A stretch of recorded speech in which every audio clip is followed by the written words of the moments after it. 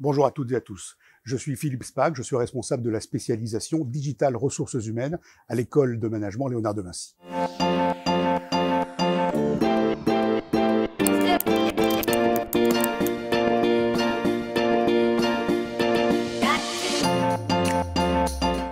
L'idée que nous avons eue, avec la complicité des étudiants Digital RH de 5e année, c'est de pouvoir proposer des électifs aidant à l'établissement de compétences liées à un parcours professionnel. L'idée est la suivante. Nous établissons une grille de compétences correspondant aux métiers et aux missions, bien sûr, ressources humaines, naturellement, sur les grandes composantes, formation, recrutement, relations sociales, santé-sécurité, etc., etc., et administration du personnel, bien entendu. Les étudiants se positionnent par rapport à leurs acquis en termes de compétences, acquis en cours, via les professeurs et les modules qu'ils ont naturellement à l'EMLV, et également en métier, en situation, puisque étant en alternance, ils vivent ces situations professionnelles. À partir de ce moment-là, ils déterminent leur grille, acquis en cours d'acquisition ou maîtrisés, et ils déterminent leurs besoins en fonction de leur projet professionnel dès le début de la 5e année. À partir de ce moment-là, nous leur mettons, avec la direction des pédagogies digitales, à disposition des modules type Digital Learning Management via LinkedIn, par exemple, ou d'autres formules possibles. Et l'étudiant va construire, brique par brique, les manques qu'il pense avoir sur l'ensemble de ses compétences et de son projet professionnel.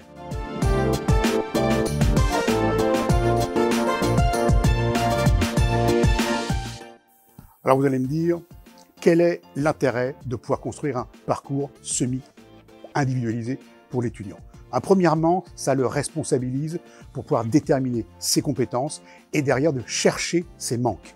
Et ces manques, finalement, il va pouvoir les combler en piochant parmi un catalogue de modules digitaux, via LinkedIn notamment, pour ces différentes compétences qui lui manquent. Ainsi, ça augmente son employabilité. Donc vraiment, ces 4 points, ils sont primordiaux. Maintenant, pour l'enseignement en tant que tel, il est clair que pouvoir disposer d'un panel de modules déjà digitalisés augmente la puissance que l'on a dans la délivrance de l'enseignement des différents métiers, des différentes compétences liées à ces métiers-là.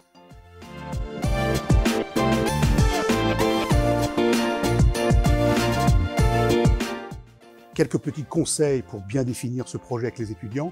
D'une part, c'est de bien définir les compétences métiers.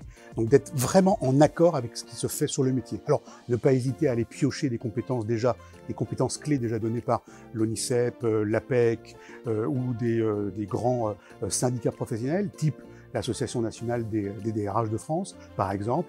Donc vous déterminez une série de compétences clés sur l'ensemble des champs des missions des ressources humaines pour moi, mais pour vous, pour ceux qui concernent les métiers auxquels vous préparez les étudiants. Et à partir de ce moment-là, vous isolez les compétences ou semi-compétences qui sont nécessaires.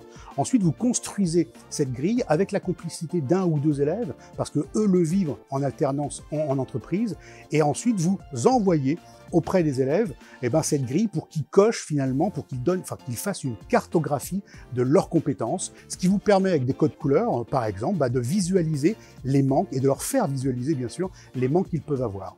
Ensuite, il convient réellement avec chacun d'eux de déterminer leur parcours nécessaire en fonction d'un projet professionnel qu'ils pourraient avoir. Alors c'est probablement prématuré de le faire en 4e année, mais en 5e année, ça arrive à point dans la mesure où dans quelques mois, ils sont sur le marché du travail et il faut absolument leur permettre d'augmenter leur employabilité.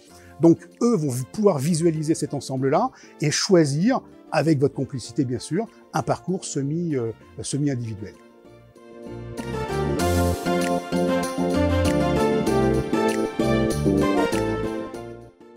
Plusieurs outils vous seront indispensables. Déjà, travaillez avec l'équipe des pédagogies digitales, dans la mesure où cette équipe-là vous permettra d'avoir accès à un ensemble de plateformes et de modules digitaux, via LinkedIn par exemple, mais il n'y a pas que LinkedIn. L'autre outil indispensable, il est tout bête, c'est finalement, après avoir déterminé bien sûr les briques de formation à avoir, c'est tout simplement de vérifier que tous vos apprenants possèdent un iPhone, un Samsung, ce que vous voulez, un smartphone en tout cas, une tablette, un ordinateur pour pouvoir aller à distance travailler sur ces formations certifiantes qu'ils vont devoir réaliser tout au long des mois qui vont précéder leur insertion professionnelle.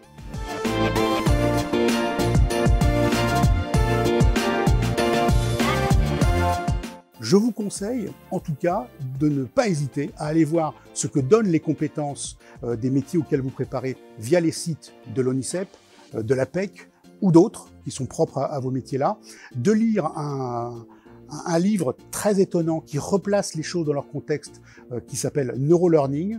On va vous mettre à l'écran, j'imagine, l'image de ce livre. Et puis surtout, de ne pas hésiter, c'est un des outils les plus importants, de ne pas hésiter à vous tromper. Expérimentez et trompez-vous, c'est comme ça qu'on avance, on avance en marchant.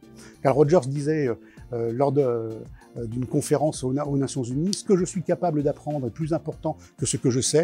Eh bien, c'est exactement ça. On va apprendre encore plus et plus on va chercher à apprendre, plus on va apprendre. Il faut donner ce goût-là aux étudiants parce qu'ils doivent construire leur projet professionnel qui finalement maintenant, grâce aux formations digitalisées, eh bien, vont pouvoir se former tout au long de la vie. Donc, commençons dès maintenant.